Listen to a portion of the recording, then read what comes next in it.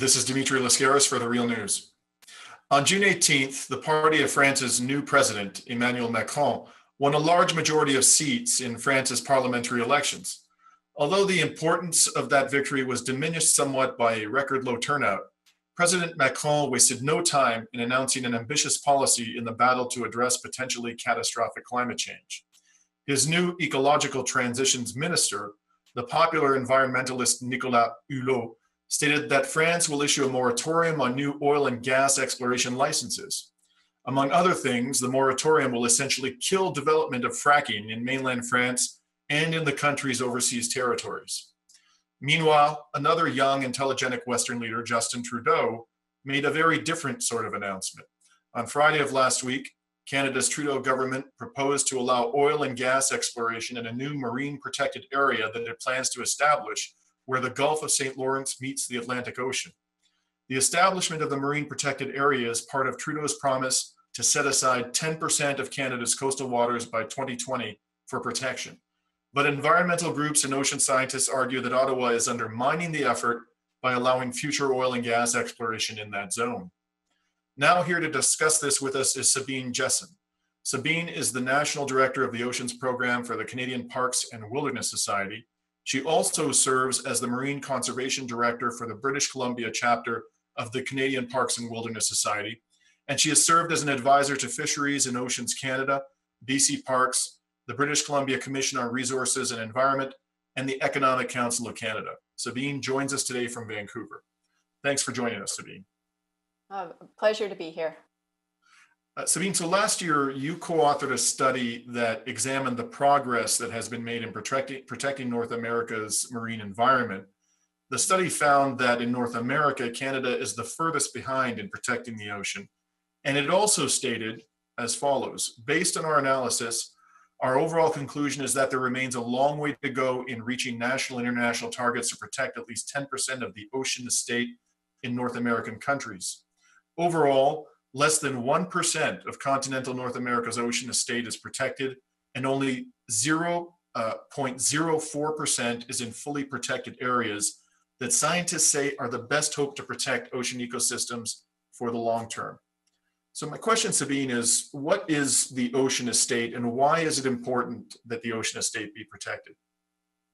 Well, the ocean estate basically goes from a country's coastline out to the 200-mile limit of the exclusive economic zone. So it takes in two parts of the ocean territory. It's the territorial sea and the exclusive economic zone. So in Canada, we have the longest coastline in the world and we have a very large ocean estate. But we have in the past done very little, despite those commitments we've made to actually protect it through marine protected areas. So let's talk about those commitments for a moment. Canada is a signatory to the United Nations Convention on Biological Diversity. What are the main obligations that this convention imposes on Canada? Well, in 2010, under the convention, the signatories, including Canada, agreed that by 2020, we would protect at least 10% of our ocean estate.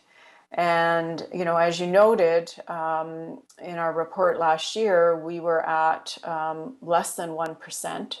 Now, the government, the Trudeau government, when it came in, they did make significant commitments to actually meet those targets. So we've had the targets for a while and they actually said they're going to meet them. And in fact, they actually set themselves a very ambitious interim target of protecting 5% by the end of this year. Right. But what is the actual extent of the protection today? With some recent announcements, we are at, if you count everything, regardless of how well it's protected, we are at 1.54%.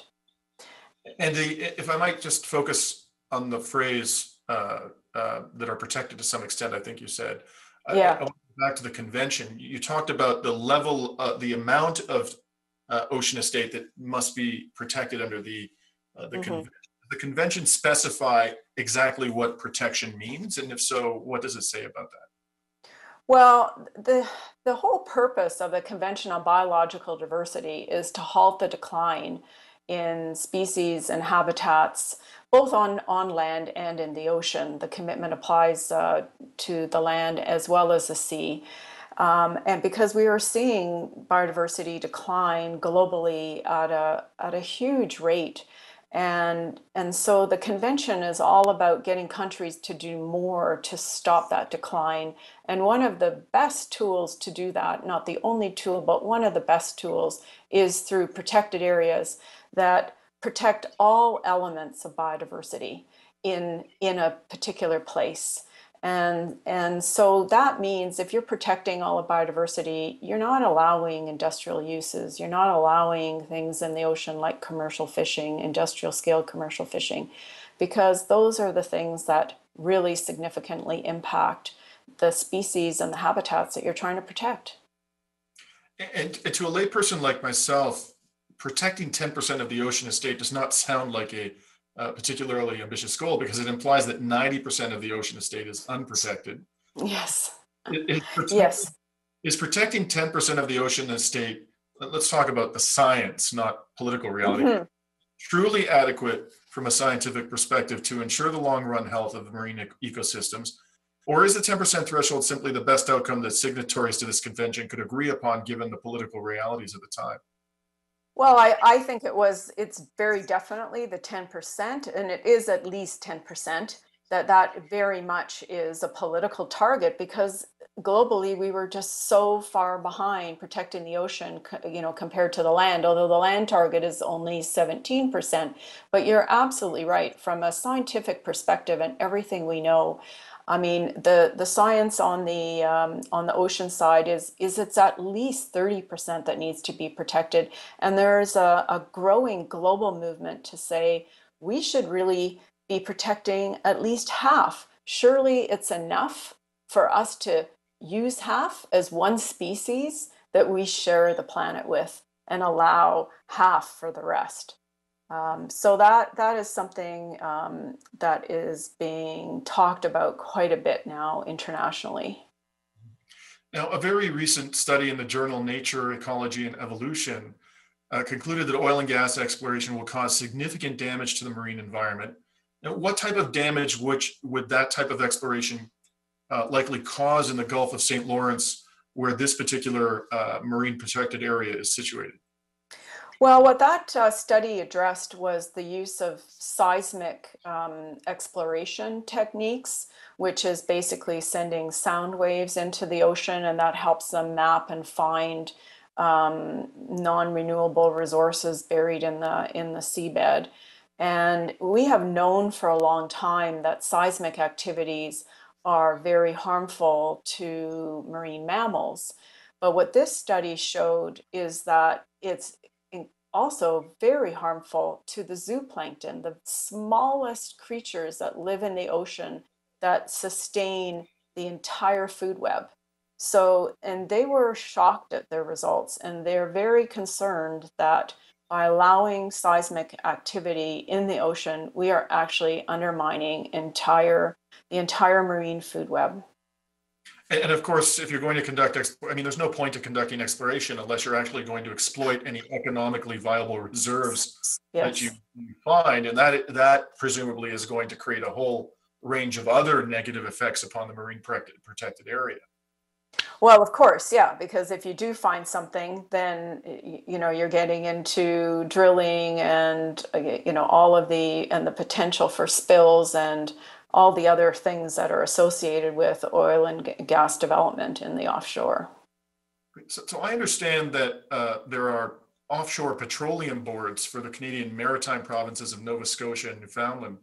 What authority do these boards have over marine protected areas, and what influence, if any, does industry have over the boards themselves?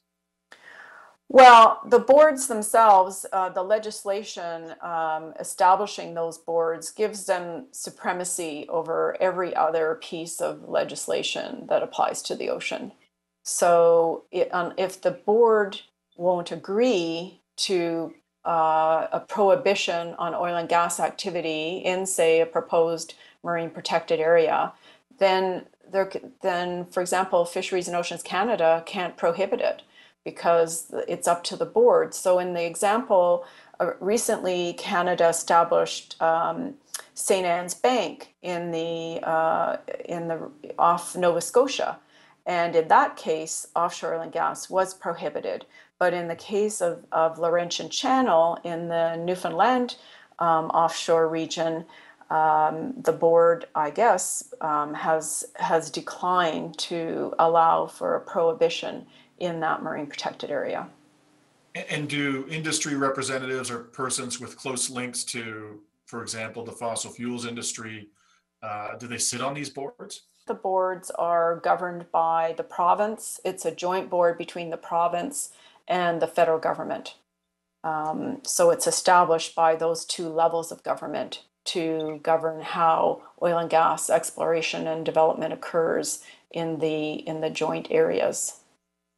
So I want to just conclude our discussion by going back to the statements I made at the outset about the recent announcement by the French government. I talked about the French government's moratorium on new oil and gas exploration licenses. France produces far less oil and gas than Canada, but has a population that is almost twice as large as Canada's. And also Canada is a country that is really no less wealthy than France. And in light of these facts, I wonder if France can impose a moratorium on new oil and gas exploration, why can't Canada's Trudeau government do the same thing? I don't know. I have no idea why we haven't done that, and why even in the areas that we're saying that we're trying to protect for biodiversity, we can't even prohibit it in those areas. I really don't understand this thinking. This has been Dimitri Lascaris speaking to Sabine Jessen about the Trudeau government's announcement that it is going to allow oil and gas exploration in the marine protected area in the Gulf of St. Lawrence. Thank you for speaking to us today, Sabine. Thank you. And this is Dimitri Lascaris for The Real News.